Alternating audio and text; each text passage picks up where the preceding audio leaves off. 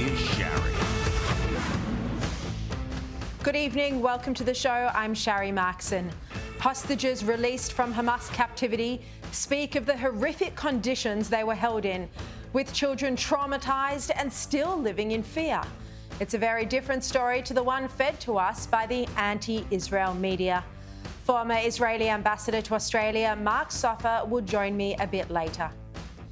The government says it'll introduce preventative detention legislation and will sit until it's passed. Bridget McKenzie and Andrew Charlton debate this debacle later. And Brittany Higgins breaks down in tears in the federal court as the explosive Bruce Lehrmann defamation trial continues. We'll cross live to our reporter for the latest from the case. But first tonight, the Albanese government under pressure over this ongoing immigration scandal and the rising cost of living. The new RBA governor has been accused of being out of touch for saying criticism of the past 13 interest rate hikes are just political noise. Politicians are accusing her of being tone deaf as she sits on her six-figure pay packet. More on that in a moment. But first, in multiple media interviews today and then in Parliament, Home Affairs Minister Claire O'Neill flatly refused to answer questions over how agencies had lost contact with a criminal released from detention, a criminal now at large, unable to be contacted by Border Force or federal police. The opposition leader Peter Dutton demanded answers in question time. The government's been caught flat-footed and asleep at the wheel since the High Court decision on the 8th of November. The seriousness of this matter includes the release of one high-risk offender into the community, potentially a rapist, potentially a child sex offender. The government refuses to provide any detail. Can the Prime Minister update the Australian public what risk there is to them and what detail does he have? Anthony Albanese stepped in to answer, protecting Claire O'Neill. I thank the Leader of the Opposition for his question and his dexterity in pointing out who was flat-footed. The fact is this. In the months leading up to the High Court's decision, the government was preparing for the possibility of the Court's decision overturning coalition government legislation, with community safety as our primary focus. I asked the question, quite a serious question of the Prime Minister, about an individual who is at large in the Australian community at the moment. The government refuses to provide detail about whether this person is a sex offender, a pedophile. Well, the Prime Minister and the Home Affairs Minister think they don't have to tell the public which criminal was let out of detention and now can't be located.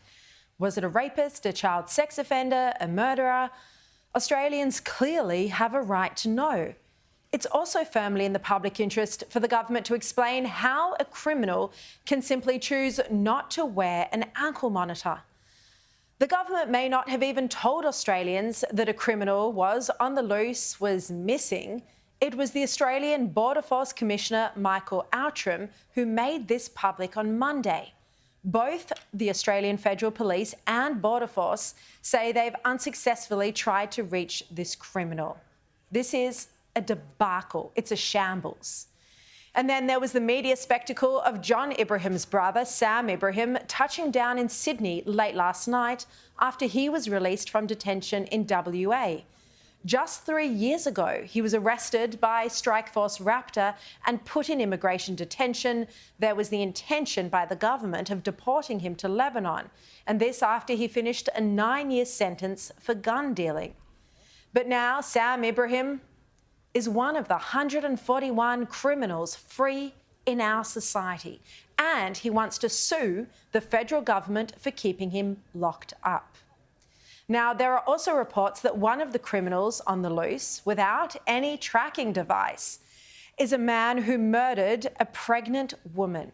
And again, the government refused to answer questions about this today. Al Jazeera has reported that Cyril Azhar Umar, who was sentenced in Malaysia for the murder of a pregnant woman that involved shooting her and then blowing up her body with explosives, was released from immigration detention into the Australian community not wearing a tracking device or subject to a curfew. Can the Minister confirm whether this is true? I am unaware of those media reports. I'll obviously look into them. Look, this is a national security issue. It's clearly in the public interest. And Home Affairs Minister Clare O'Neil also wouldn't reveal in an interview on the ABC today whether the Australian Border Force had failed to read the visa conditions to the criminal before he took flight. The Australian Border Force confirmed last night that it was unable to identify the location of one individual released from detention who refused to wear an electronic surveillance device. Is that because there was a failure from Border Force to essentially read their conditions to them? That is a police matter now, and I'm not going to go into the detail of it, other than to say that Australian Border Force and the Australian Federal Police have done an exceptional job here. So they haven't failed because that work for these organisations. They are amazing people. I am not going to come on your show, PK, and criticise people who put a uniform on every day to protect the community. But if they've done the wrong thing, but in total there are 4 people who left detention who are non-compliant with visa conditions. Can you confirm that's because they left detention without Border Force reading the conditions to them? Sorry, PK, we're just going to have the same back and forth. Okay, so basically you won't confirm. I've just answered your question 4 times. But you haven't. With respect, you actually haven't. You've said that you respect their work, but you haven't actually answered whether they did read the rights to these people. These are operational questions for the organisations. Don't we have a right to know what's gone wrong? And on it went, showing how much Clare O'Neil is now feeling the pressure. There was this fiery clash with the Coalition's Jane Hume on Sunrise this morning. Could you have kept the others in while you waited for very this? Very simple Absolutely. answer to your question, Nat. And I think, Nat, you know the answer. I think Jane knows the answer. And the answer to that question is absolutely not. You if could I have had waited any for the High legal Court power reasoning to keep yesterday. these people in detention... Jane, you know that not to be true. This is the first time I have ever heard you outright lie on camera, and you should not do it. This is the first time you've we owe each other demonstrated better such than that, and we owe incompetence, the... Quite heated then. Jane Hume there trying to suggest that Clare O'Neil should have kept the criminals locked up until the reasons for the High Court decision, which were released yesterday. The government says that option wasn't possible. The Australian's political editor Simon Benson wrote today that Clare O'Neil has sought to shift the blame to everybody else. And today she tried to blame Peter Dutton for this entire immigration debacle. The job of the Parliament now is to work with our government to create the toughest possible preventative detention regime. To do that, we need Peter Dutton to stop being destructive, stop being a wrecker, stop saying no, and come into Parliament and help us work to make the Australian community safe. Seems like that argument might be a bit of a stretch. Now, the Albanese government today declared they won't leave Parliament until preventative detention laws have been passed. Preventative detention laws are currently only in place for terrorists or terrorist suspects. But now the Home Affairs Minister is looking to expand that list to capture some of the 141 criminals released after the High Court's determination that indefinite detention is unlawful.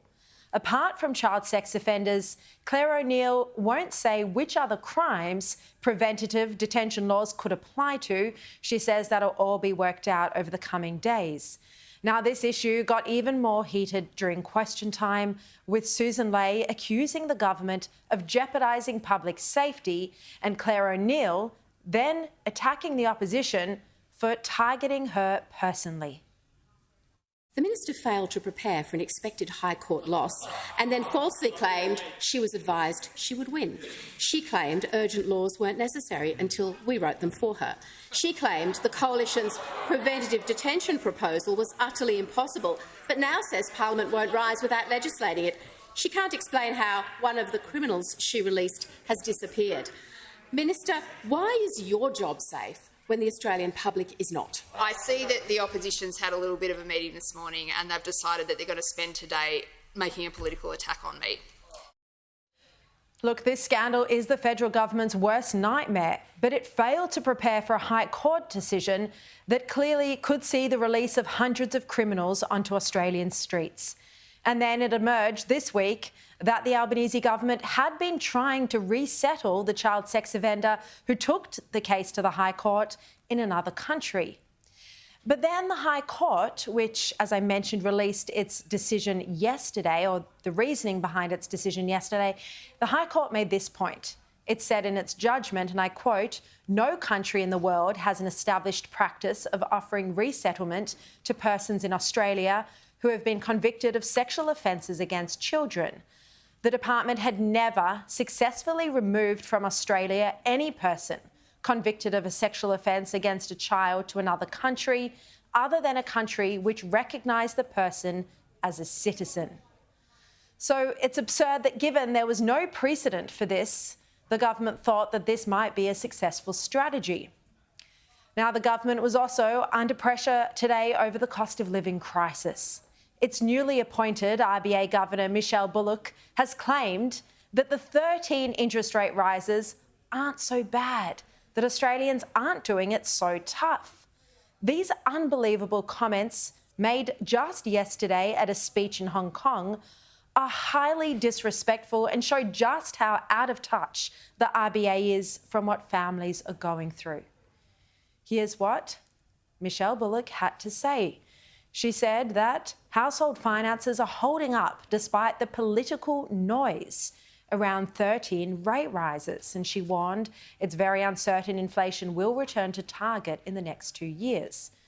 The Fin Review reports, and this is a quote from Michelle Bullock, "Despite that noise," and she's referring to political noise, "households and businesses in Australia are actually in a pretty good position. Their balance sheets are pretty good."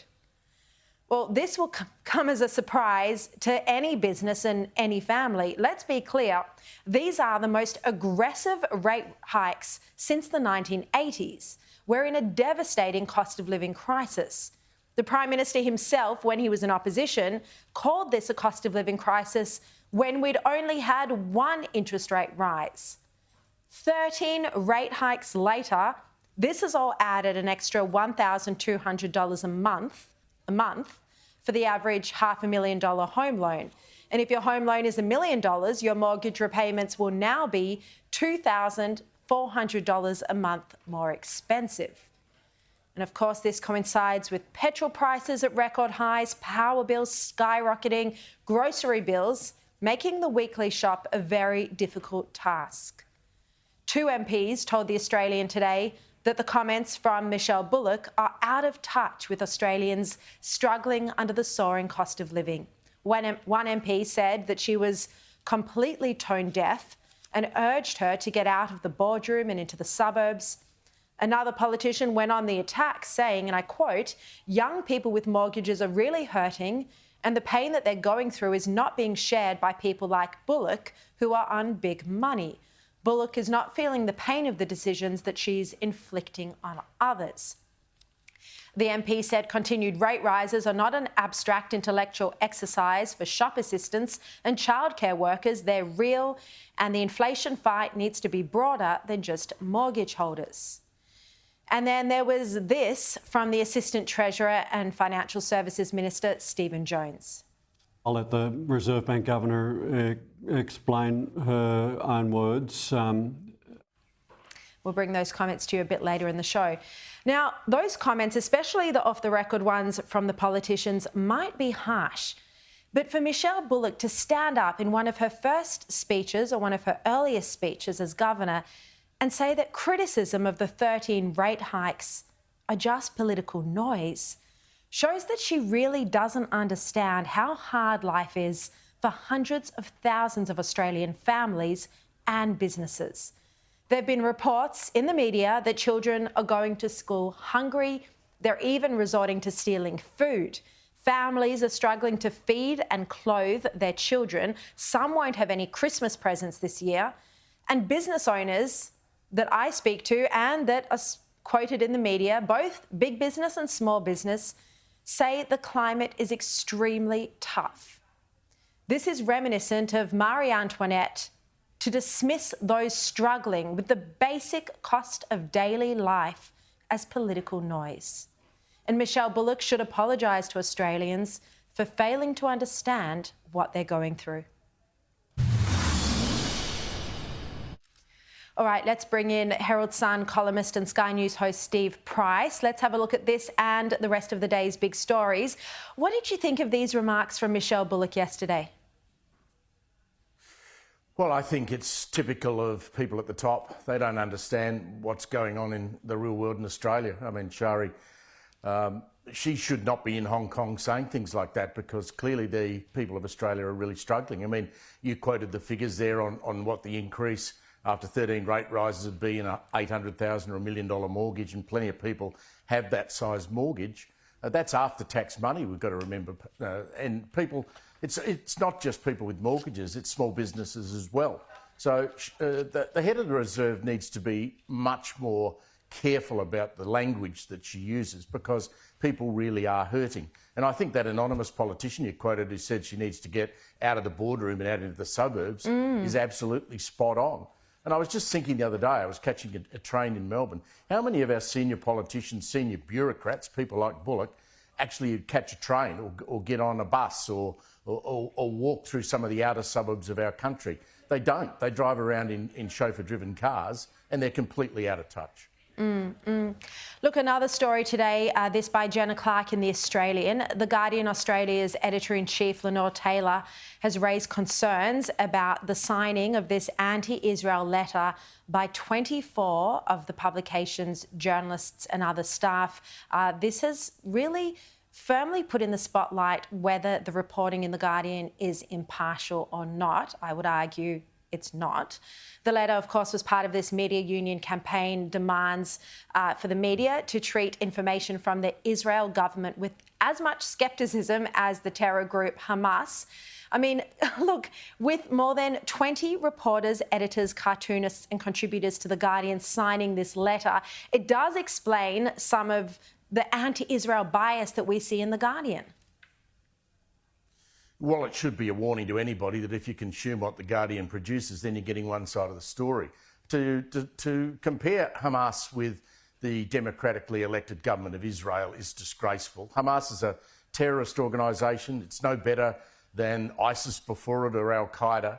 And for those people who work in The Guardian to sign that letter, I think Lenore Taylor is 100% right to say that those people should not have done that. We know that in the 9 newspapers, that same letter, anyone who signed that has now been sidelined and is not permitted to cover the conflict that's unfolding in the Middle East. Lenore's right. Those people should reject what they've done and say, look, we apologise, because you can't now consume The Guardian without knowing and thinking, OK, this is pro-Palestine, pro-Hamas, and we shouldn't read it. Yeah.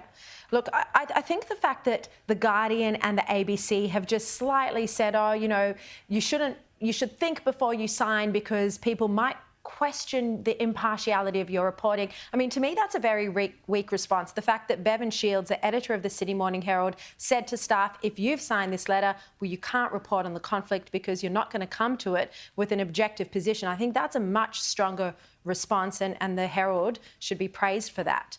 Of course, you know, much better if you're at Sky News and The Australian, because I can't imagine any of us would ever sign a letter like that.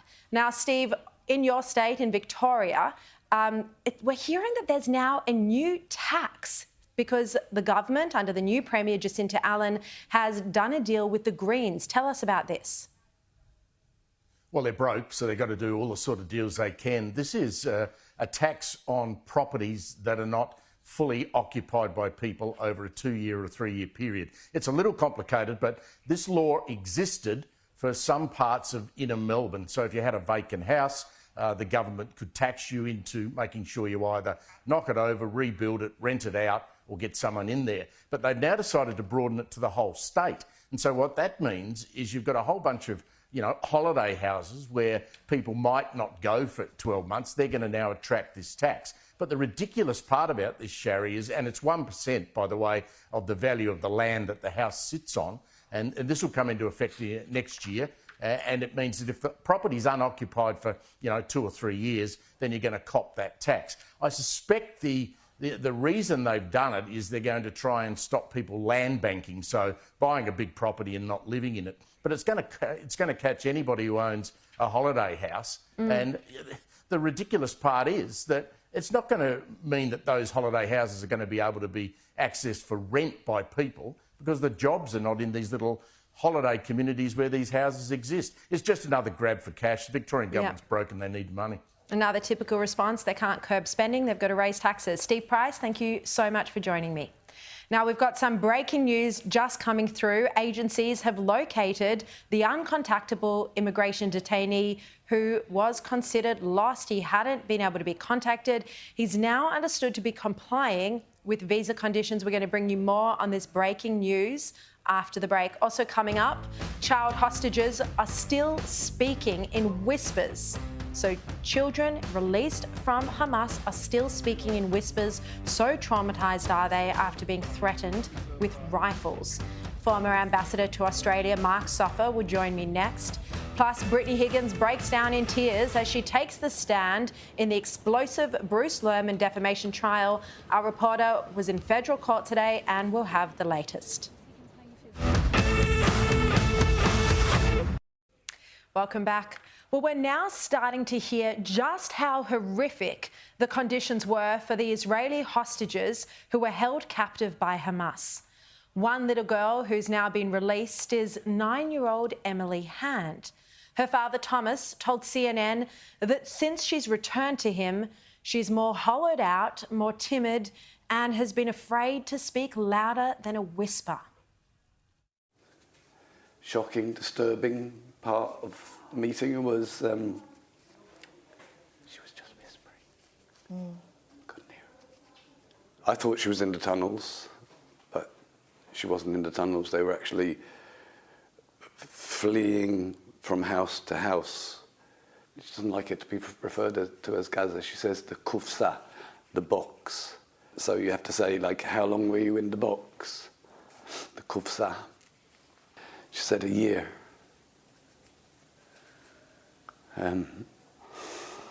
So, apart from the whispering, that was like a punch in the guts. He said that when she came back, she'd forgotten how to be comforted. She cried until her face was red and blotchy while covering herself up under the covers of the bed. As you heard, she said she thought she'd been gone for a year, not 50 days. He also spoke about how her face is now chiselled and it used to be healthy and chubby.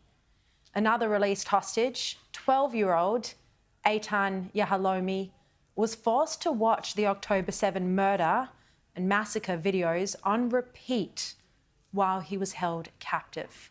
Just let that sink in. Hamas forcing a 12-year-old to watch videos of the October 7 massacres on repeat. No child should ever, ever have to watch that. His aunt, Devorah Cohen, has done media interviews. She said that if the children cried, Hamas threatened them with rifles to shut them up, pointing a gun at the children when they cried. And that's why Emily Hand couldn't speak louder than a whisper.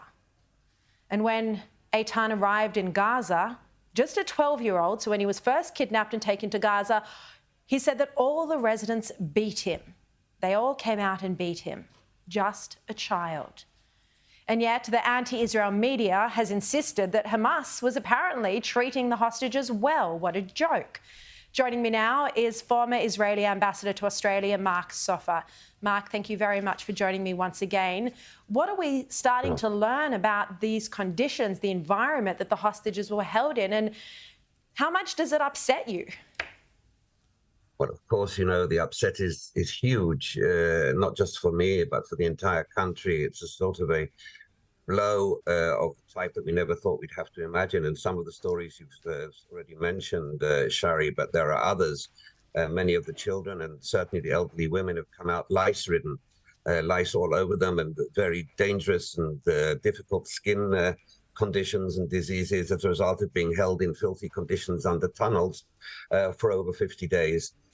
Malnutrition has set in a number of different cases, especially in children who have lost maybe 12, 15 kilos because they were fed with rice and stale pita for this amount of time. You know, the stories that will continue to come out, and we're not even beginning to think of, because we don't know yet, the psychological damage to the children, to the elderly, and, you know, there's still 155 hostages left there, including children, and including a little baby, actually. still 10 months old. It's frightening. It's frightening what humanity, what bestiality some members of the human race, or whatever you want to call them, can reach. I know it never ceases to shock that there are humans capable of this level of cruelty and evil. That 10-month-old baby you speak about, his name Kafir Bibas, we learnt just yesterday that the baby, his 4-year-old brother Ariel, their parents, had been handed over to another Palestinian terrorist group. We don't know how many of the remaining 155 hostages are actually in the control of Hamas and how many have been farmed off to other terror groups or were captured by other terror groups like Palestinian Islamic Jihad in the first place. What are, the deals that are being done at the moment, that's just with Hamas. So these other groups aren't adhering to the deals. They're not agreeing to the release of hostages. So what can be done to get these families home? Well, Hamas is in control of all groupings there, and they have to take charge, and it's in their completely and utterly their responsibility of taking those that they've actually sent out. Some, as you say, to the Islamic Jihad, others to criminal groupings around Gaza, and it's up to the Hamas immediately, not only to bring them back under their immediate control, but also to release them and send them back to Israel as they should be in the first place. Hamas has control, they have responsibility, and they have the authority. Nobody else does, and they're not even allowing the Red Cross to visit, despite the promises that they would. Not once has the Red Cross visited a single one of the hostages being held in such subhuman conditions. The situation is really terrible, and we're very, very worried indeed. We're, of course, thankful that those who are out, and it's a sort of, in that respect, a sort of a bittersweet. Families are still plunged into half. The men, the fathers are still under captivity, and as I said earlier, so many of the children still are, and women. Well, we've seen, just very quickly before we go, we're seeing that the director of the CIA is now in Qatar trying to negotiate another deal that would see the men, some of them are just kids really, teenage boys, and also the soldiers released.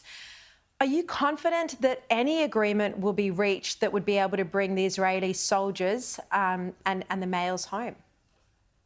Sharri, when you talk of Hamas and confidence, they're complete dichotomy, one with the other. We're talking of a group of an organization of savage thugs, killers, murderers, rapists, you name it. So I think confidence is not a word that enters into any type of discourse here. But we still remain with our two most crucial goals and the upper goals that we have in our mind, which are, of course, the return of all hostages, all of them. And we now know that there are 3 dead soldiers being held, 3 corpses being held by Hamas, and the actual defeat of Hamas as a military force in the Gaza Strip, so that we don't have them ruling the place again and going back, as they have promised, to repeating their same 7th of October horrific atrocities all over again. So these two remain, but I think we must work to try and overturn every stone to bring back everyone, including, of course, the men and the soldiers. Absolutely. Mark Soffa, I really appreciate your insights as always. Thank you for joining us. And of course, the concern is that any leniency Hamas has shown to the children, even though they are so traumatised, they would not be showing any to people they consider to be soldiers. And as you know, these could be 18, 19, 20, 21-year-olds. Now, Brittany Higgins has claimed she was told by her former boss, Senator Linda Reynolds, that these are the things women go through after recounting how a colleague allegedly raped her at Parliament House. Brittany Higgins has wrapped up a day of giving evidence as part of Bruce Lehrmann's defamation trial against Channel 10 and Lisa Wilkinson. Julia Bradley is at the Federal Court in Sydney. Julia, thanks again for your time. This has been an emotional day in court for Brittany Higgins. What did she say in the evidence that she gave? Well, Sharri, Brittany Higgins was really emotional as she sat in the witness box today. She paused at several moments as she delivered this evidence, recounting those moments leading up to her alleged rape at Parliament House in 2019. And she walked through those moments in graphic and distressing detail. She recorded recalled feeling completely obliterated after consuming 11 vodka-based drinks while she was at a bar in Canberra with colleagues hours before the alleged incident. She also recalled Mr Lehrmann being handsy with her at a nightclub hours before, and then remembers waking up at Parliament House allegedly mid-rape, saying she repeatedly asked Mr Lehrmann to stop. She told the court, "I couldn't scream like you see in horror movies. I don't know why I couldn't." In the days following the alleged rape, she said she felt scared, shocked and started having panic attacks. She also decided to take a photo of her bruised leg when she became dissatisfied with how the claim was being handled, recalling this from a meeting with Senator Linda Reynolds and Chief of Staff Fiona Brown. She said, "The minister said, I'm sorry." She said, "These are things that women go through." She said, "If you go to the police, please keep us updated. I didn't think he was capable of this." Now, Ms Higgins also told the court she felt like she was given an ultimatum in the weeks following to move back home on the Gold Coast and be paid out or relocate to Western Australia. This was during the 2019 election. She told the court she felt suicidal at the time and really alone. Now, as we know, Network 10 is fighting claims that a 2021 interview Lisa Wilkinson did with Ms Higgins on the project defamed Mr Lehrmann. It's seeking to prove there is truth in the report. Mr Lehrmann maintains it was defamatory. Ms Higgins is just one of more than 20 witnesses that Network 10 will call during this 4-week trial. And Sharri, Mr Lehrmann has always denied these rape allegations. Right, Julia Bradley, thank you so much. It's looking like an eventful case. We'll bring you more on that tomorrow night.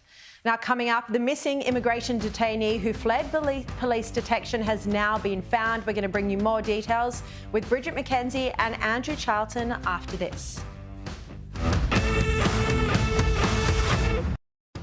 If you're just tuning in, here are the top 5 stories you need to know tonight. The newly freed immigration detainee who vanished before he could be fitted with an ankle tracker has now been found. The police officer charged with tasering Claire Noland to her death has had his charges upgraded to manslaughter. Inflation has dropped to 4.9% in the year to October, compared to 5.6% the month before. The wife of Ukraine's intelligence chief has been diagnosed with heavy metals poisoning in hospital. And Melbourne tunnel expert Arnold Dix is being hailed a hero for helping rescue 41 Indian workers from a collapsed Himalayan road tunnel after 17 days underground. Here he is speaking with Pete Stefanovic this morning.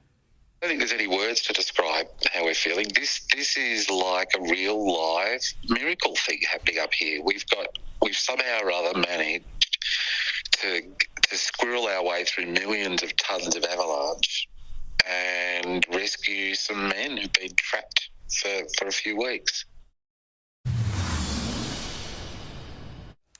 Now, we broke the news on the show last night that the New South Wales Teachers Federation, that's the teachers' union, are supporting a move for school teachers to wear the Palestinian checkered scarf, the keffiyeh, into schools, and that if the school principal asks about it, teachers are being directed to tell the principal to speak to the teachers' union. Well, since we broke this story last night, I've been contacted by upset parents and teachers who are really concerned about this issue. It's clearly subverting the authority of the school principal, telling the principal to speak to the unions. But it also makes taxpayer-funded public schools, which should be a safe place for students of all religions, a place where if teachers are bringing Palestinian pins and scarves and posters in, Jewish students will feel threatened. Fort Street Public School, which is a selective school in New South Wales, has a huge issue with Palestinian posters being plastered around the school. I've learned that the Education Department sent a representative to speak with teachers there yesterday, urging them to abide by the Code of Conduct. But the teachers then went and had a meeting with the Teachers Federation after that. The activism at this school has already been raised on 2GB by Ben Fordham and Ray Hadley. Now, New South Wales Education Minister Prue Carr says politics should stay out of the classroom. She says a wide variety of people of all faiths attend our public schools and it's important our teachers and students feel safe. She says she's made it clear that public school classrooms should be places of learning, and for this reason we ask that politics stay outside the school gates. Shadow Education Minister in New South Wales, Sarah Mitchell, has voiced her serious concerns about this.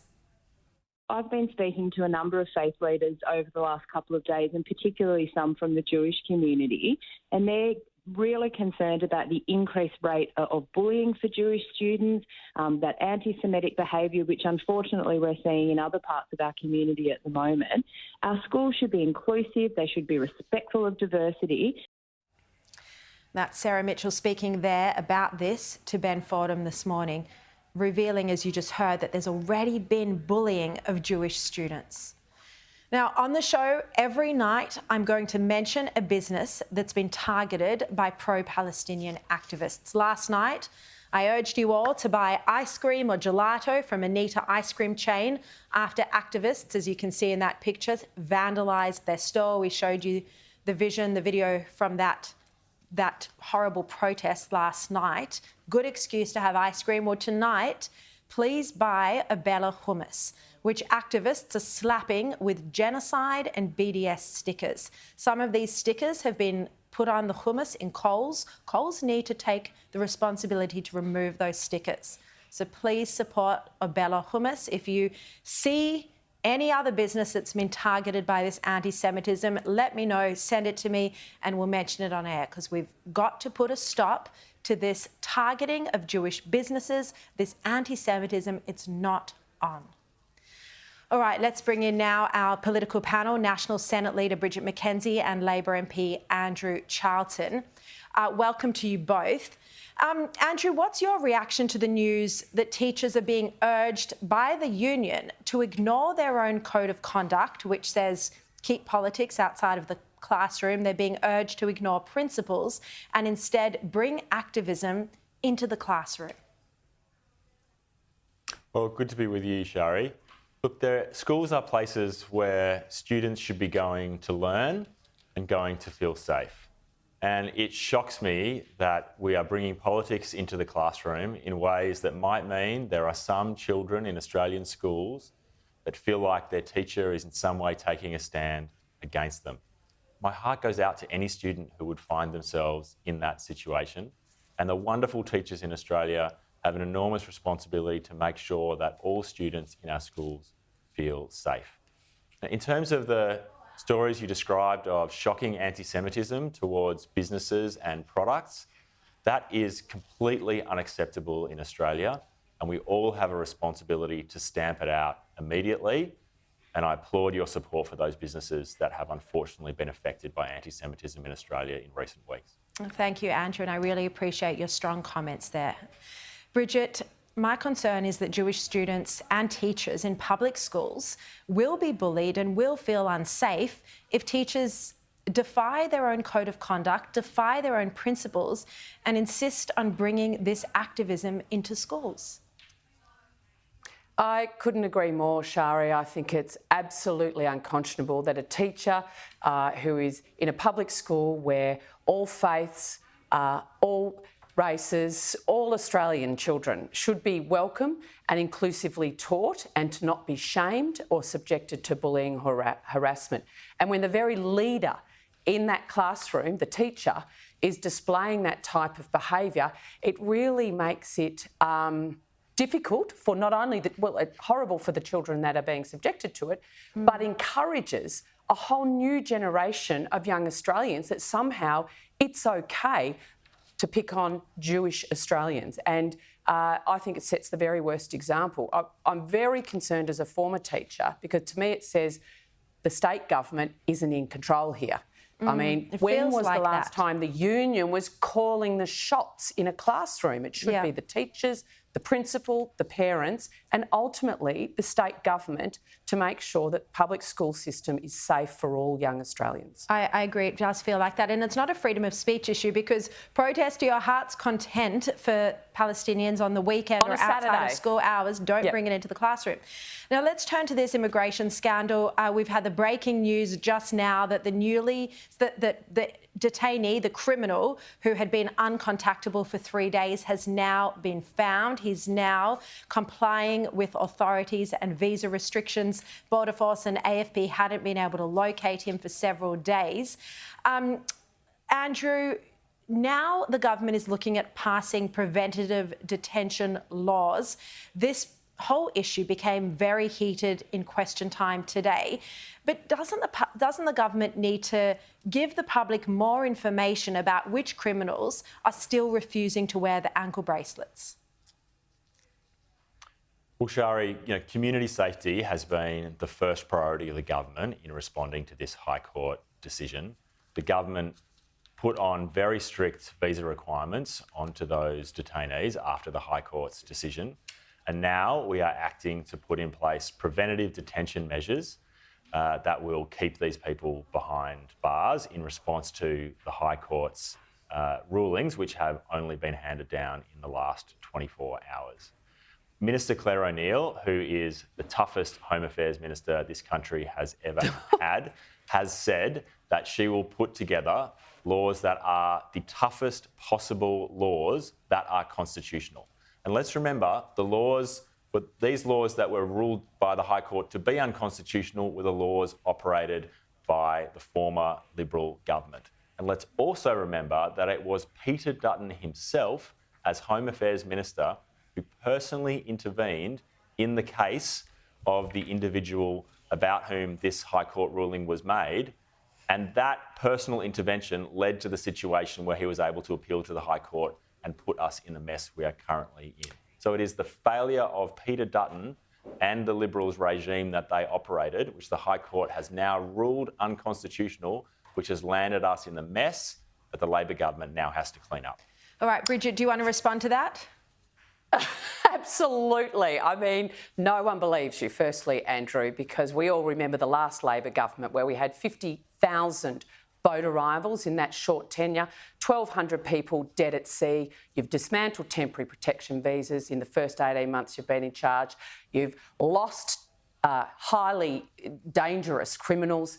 We've still got 3 of these people who are refusing to wear ankle bracelets. And in both the Senate and the House today, the government was asked serious questions, not only where is the detainee who's suddenly been found, but what of the other detainees, the 3 that have refused to wear the ankle bracelet? What measures can the government tell us they've got in place to ensure Australian safety? So on every single step, the government has failed to be prepared for the High Court decision. They've failed to act swiftly. And if it wasn't for Peter Dutton, Andrew, you wouldn't have the legislation drafted at all. You had to be dragged kicking and screaming.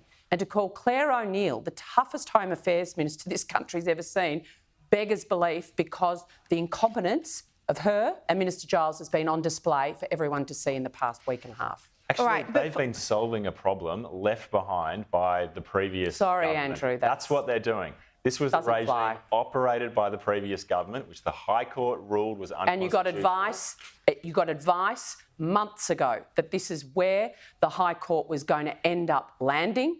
And a responsible minister, a minister that was supposedly the toughest we've ever had, would have actually had draft legislation ready to go as soon as the High Court decision was made out. Instead, last week, you were all here arguing that you needed to wait for the decision before you do anything. Now, if it wasn't for us, the detainees would have been running loose for a week. Unlike you, Bridget, we want to make sure the laws that we pass are constitutional and are not going to get struck down again, because that actually doesn't help anybody. You should have been prepared. And that's why, now that the High Court has released their ruling in the last 24 hours, we're moving incredibly quickly to create a law which is constitutional and which keeps Australia safe. What are you doing about those things? What are you doing about the 3 detainees who've refused to actually wear the ankle bracelets? How can we assure the Australian public what's actually being done with them so that they're not just roaming around our suburbs. Well, you're trying to change the topic. The fact No, it's actually was asked in question time twice. All right. Both the Senate, to Foreign Affairs Minister and the Home Affairs Minister. Neither of them would answer it.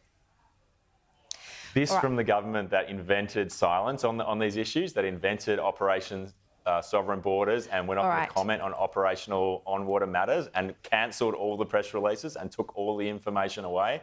This was the Liberal government was the most secretive government on matters related to asylum and refugees. So it's completely inappropriate for them to be now lecturing us about transparency when they had none of it themselves. All right, Bridget McKenzie, Andrew Charlton, good to see a bit of debate there. We missed talking about inflation and Michelle Bullock, but we can come back to that next week. Thank you both so much for your time.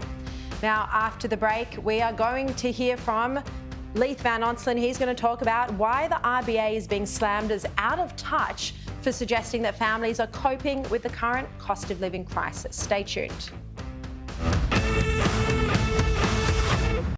Welcome back. Well, let's bring in macro business chief economist Leith Van Onselen. Leith, great to see you tonight.